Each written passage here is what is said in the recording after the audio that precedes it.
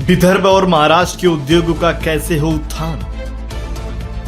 उत्पादकों उद्योजकों को किन सरकारी सहयोग की है अपेक्षा? नीतियों में किस बदलाव की है जरूरत? टैक्स और सुविधाओं का कैसा हो तालमेल? बाजारों की स्थिति हो या जिलों की उत्पादक विशेषता, सफल जीवन के अनुभव का सार करेगा सरकार, किसान और उत्पादक सभी को निहाल। आओ देखें उद्योग की बात रूंगटा जी के साथ। मैं वर्धन रूंगटा कई सामाजिक और औद्योगिक संगठनों से जुड़ा हुआ आप सभी को गणपति पर्व के अवसर पर न्यूज़ फर्स्ट चैनल की ओर से नमस्कार करता हूं। हम विदर्भ के ऊपर सतत आपसे बात कर रहे हैं। हमारा विदर्भ इतना समृद्धिशाली है, इतना उसमें संपत्ति है। आज हमें विदर्भ की कीमत पता लगी है और जो बड़े बड़े कारखाने विदर्भ के कई क्षेत्रों में आ रहे हैं, तो अब विदर्भ प्रगति की ओर चला है, औद्योगिक प्रगति की ओर। लेकिन अभी कृषि की ओर तो अभी बहुत पीछे हैं, पर्यटन में भी बहुत पीछे हैं और उसी तरह में हेरिटेज में बहुत पीछे हैं। नागपुर के टेकड़ी के गणपति को प्रणाम करते हुए मैं आपके सामने यह बताना चाहता हूँ कि बरसात विदर्भ में काफ़ी अच्छी हो रही है। कई वर्षों के बाद विदर्भ में हर जगह बरसात बहुत अच्छी हुई है और अभी गणपति का फेस्टिवल है, इसमें तो बरसात बहुत अच्छी रहती है। और कई जगह तो पुल भी टूटे हैं, कई जगह संपर्क भी टूटा है, जलमग्न हो गए हैं, रास्ते टूटे हैं। तो आज ज़रूरत है कि हमें ये जलमग्न जो हो जाता है, इतनी आधुनिक जो डेवलपमेंट है, उसको देखने के बाद छोटे छोटे जलमग्न में रास्ते बंद हो जाते हैं, कहीं ब्रिज में क्रैक आ जाते हैं, उस पर ध्यान देना चाहिए। अमरावती में भी हाल में जो अमरावती भंडेरा को पुल जोड़ता है, अमरावती शहर को जोड़ता है, वहाँ भी काफ़ी क्रैक आ गए, रास्ता बदलना पड़ा। नागपुर में भी बूटीपुरी के पास हुआ। तो क्या ऐसा विश्वास हमको देना पड़ता है कि बाहर के लोगों को कि हमारे जो संसाधन है वो मजबूत है, वहाँ पर किसी तरह का लेन देन नहीं हुआ है और अच्छे रास्ते, अच्छी बुनियाद के साथ हम आगे जा रहे हैं। आज हम बात करते हैं कृषि क्षेत्र की।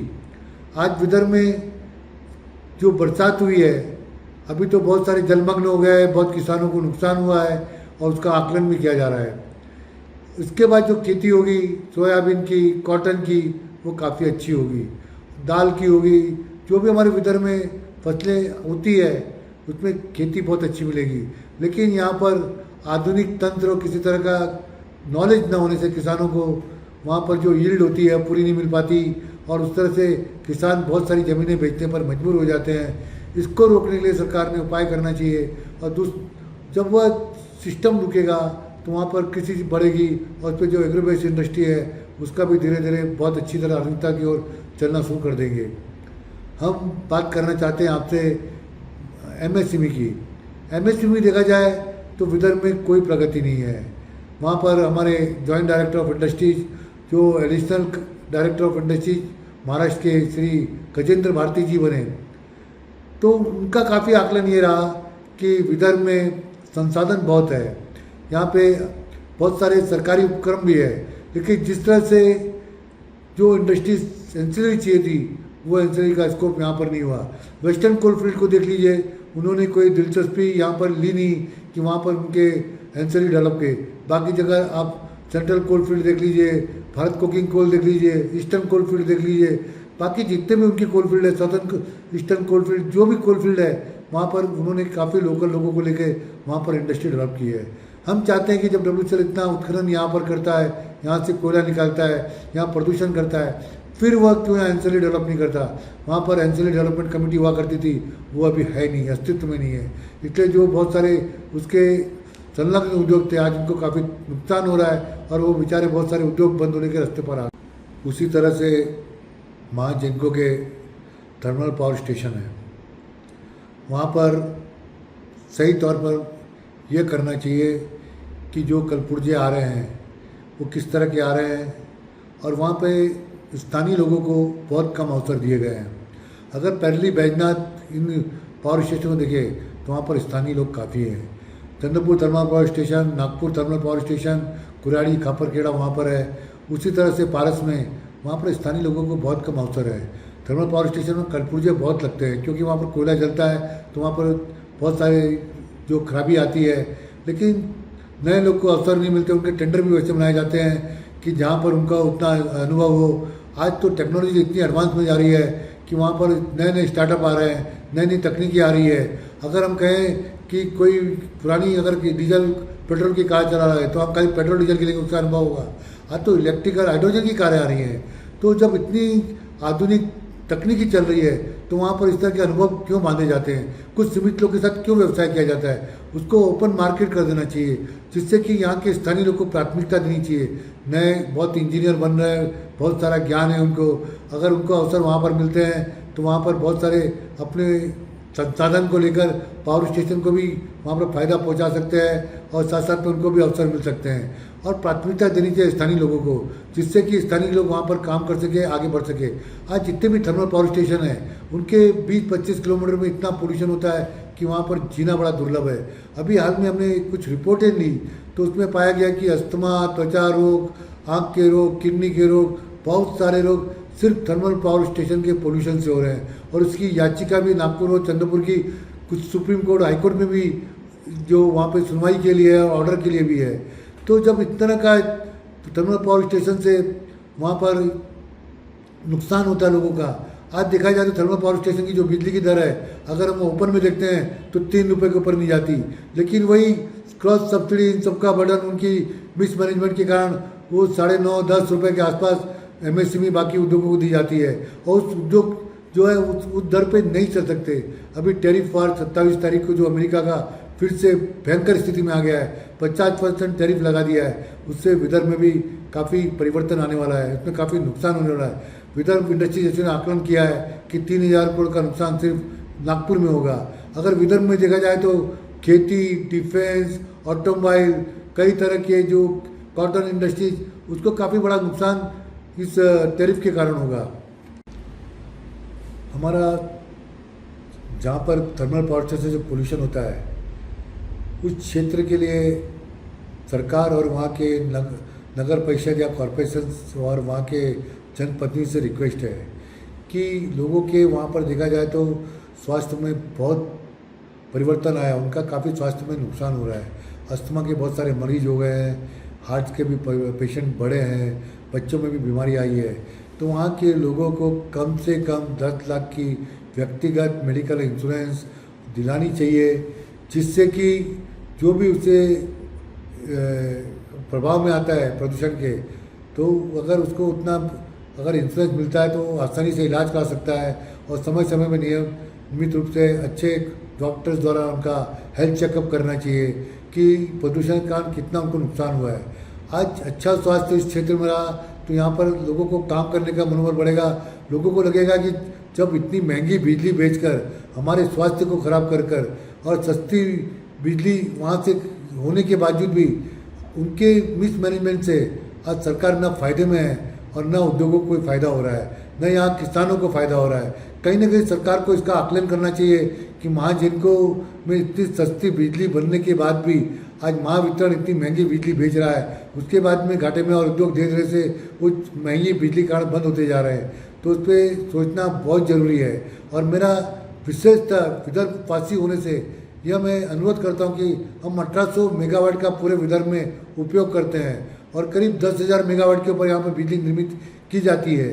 तो उसके बावजूद इस तरह का हमारे साथ अन्याय क्यों किया जा रहा है? अगर यह अन्याय हमारे पर होगा तो ये सही नहीं है। इस पर सरकार ने गंभीरता से सोचना चाहिए और इसमें कहीं ना कहीं इस पर निराकरण करना चाहिए। अब आप आते हैं कि गढ़चिरौली का 43वां ये जो फाउंडेशन डे मनाया गया, जो गढ़चिरौली जिसमें चंद्रपुर से अलग हुआ था तो उसकी हालत इतनी खस्ता थी, वहाँ पर 1 रुपये में एमआईडीसी ने प्लॉट दिए, लोग लेने नहीं आए, वहाँ पर उद्योग नहीं लगे।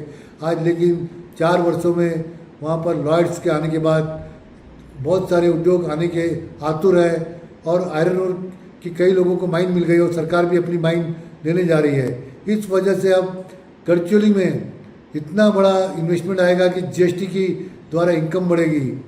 इस समय जरूरी है कि सरकार ने गढ़चिरौली के आसपास जो दूसरे भी क्षेत्र हैं जैसे गोंदिया है, भंडारा है, उसके भी विकास के लिए ध्यान देना चाहिए, क्योंकि एक क्षेत्र में जब मिनरल मिलते हैं तो धीरे धीरे उस मिनरल का उपयोग आजू बाजू के ज़िले में भी किया जाए तो सस्ते दर पर अगर वो मिनरल्स अवेलेबल होते हैं तो वहाँ भी कारखाने आते हैं। चंद्रपुर में भी बहुत सारे यहाँ पर उद्योग आ रहे हैं। गोंडपिपली में हमारे वहाँ के विधायक श्री देवराव भोंगड़े जी के प्रयास से काफ़ी बड़े क्षेत्र में MIDC आ रही है और वहाँ पर हमारे देवेंद्र फडणवीस जी ने पहले ही बहुत बड़ा एक प्रोजेक्ट का 4,900 करोड़ का अनाउंस कर दिया है पगारिया ग्रुप का। तो उम्मीद है कि बहुत सारे प्रोजेक्ट्स यहाँ पर आ रहे हैं और वहाँ पर गोंडपिपली में बहुत सारे प्रोजेक्ट आने वाले हैं और पूरे चंद्रपुर में पुम्बड़ा में अब तक सुधीर जी बहुत प्रयास कर रहे हैं, लेकिन MIDC उतनी तत्परता नहीं दिखा रही, ज़मीन का कुछ प्रॉब्लम आ रहा है। लेकिन गोंडपिपली में उनको जगह उपलब्ध हो जाएगी और बहुत सारे स्पॉन्ज आयरन स्टील के प्रोजेक्ट वहाँ पर आने शुरू होंगे और वहाँ के विधायक श्री देवराव जी भोंगड़े उसमें प्रयासरत है। अभी हमें चाहिए कि कॉर्पोरेट बेसिस पे स्टील प्लांट यहाँ पर आनी चाहिए, जिस तरह से शुगर के कारखाने, डेयरी पश्चिम महाराष्ट्र में आए, उसी तरह से अगर कॉर्पोरेट सेक्टर में यहाँ के मिनरल्स को लेते हुए अगर राज्य सरकार प्रोत्साहित करती है तो कॉर्पोरेट बेसिस पे स्टील प्रोजेक्ट आते हैं तो इससे यहाँ पर बहुत बड़ा एम्प्लॉयमेंट आता है। बाहर के लोग जो विदर्भ छोड़ के गए यहाँ पर आना फिर से शुरू कर देंगे। तो गढ़चिरौली की स्थापना दिवस पर वहाँ के लोगों को, वहाँ के एडमिशन को बधाई देते हैं। फिर सब प्रभाकरन को बधाई देते हैं कि जिनकी वजह से, और लॉयड्स ग्रुप को कि जिनकी वजह से गढ़चिरौली आज पूरे देश के मैप पर आया और विकास की ओर आगे बढ़ते जा रहा है। नक्सलिज्म भी वहाँ पर ख़त्म होने आ गया है और वहाँ के युवा भी मार्क्सिस्ट और नक्सलाइट को छोड़कर अब औद्योगिक विकास की ओर जुड़ गए हैं, गढ़चिरौली शहर के विकास की ओर जुड़ गए, गढ़चिरौली जिले के विकास की ओर जुड़ गए हैं। अमेरिका के राष्ट्रपति ट्रंप ने 27 अगस्त से जो उन्होंने घोषणा की है कि 50% टैरिफ भारत के उद्योगों को अपने निर्यात पे देना पड़ेगा। इससे ऑटोमोबाइल क्षेत्र, फार्मा, टेक्सटाइल, एग्रीकल्चर, सिम्स, इस बहुत सारे उद्योगों पर बड़ा प्रभाव आएगा। अब हमें ज़रूरत है कि हम लघु मध्यम श्रेणी के उद्योगों को स्वावलंबी बनाएं। हमारे इंडस्ट्री सेक्रेटरी अनिल बगम ने भी कहा है कि 15 सितंबर तक नई पैकेज को इंसेंटिव घोषित कर दी जाएगी। हमें पूरी उम्मीद है कि MSME, इको फ्रेंडली, डिफेंस, इस पर सरकार पूरा ध्यान देगी और जो एक्सपांशन करता है उस पर भी MSME ध्यान देगी। और इसमें कहीं ऐसा नहीं होना चाहिए कि बड़े उद्योगों को 140% सब्सिडी मिले और स्मॉल मीडियम को सिर्फ 100% मिले। सब उल्टा तो MSME को ज़्यादा मिलनी चाहिए, उसको तो 140 से देना चाहिए, क्योंकि उसके पास फंड जुटाने की बड़ी मुश्किल होती है, ज़मीन भी नहीं मिल पाती। ऐसे समय में सरकार ने अगर 140% बड़े उद्योगों को देती है तो MSME को कम से कम 150% पर इंसेंटिव दे। देखिए कि MSME किस तरह से विदर्भ में बढ़ती है और किस तरह से इसका जाल आगे बढ़ जाता है और बाहर जो हमारा युवा शिक्षा के लिए, व्यापार के लिए, सर्विस के लिए, उद्योग के लिए गया है, फिर से विदर्भ को लौटेगा।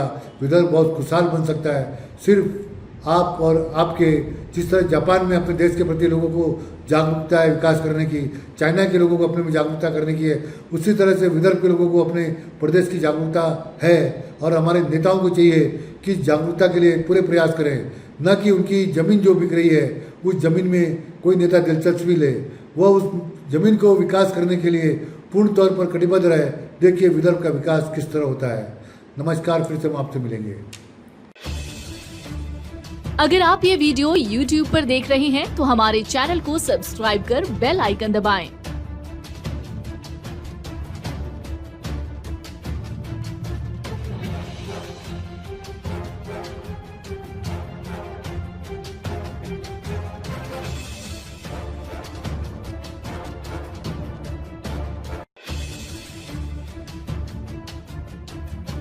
और Facebook पर देख रहे हैं तो हमारे पेज को लाइक करें।